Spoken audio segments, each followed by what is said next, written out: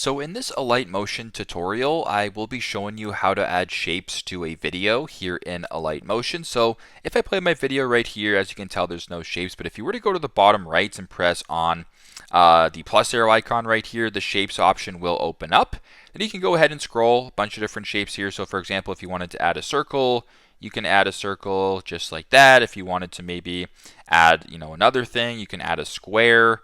Let's add the square just like that. Now, what I want you to do is just slide this to where you want it to go. So I'm just going to go ahead here and press the, if I were to go ahead and play my video right here, the shapes that I just added are now added inside of the thing. And if you want to delete them, you can press the shape. You can go to the top right, press the trash can, and you can delete it that way. But once again, bottom right, select the arrow, then press shapes, and then you can kind of go from there by choosing a shape. So pretty simple, pretty straightforward. That's how to add shapes to a video in Alight Motion. Thanks again for watching, and hope this helps.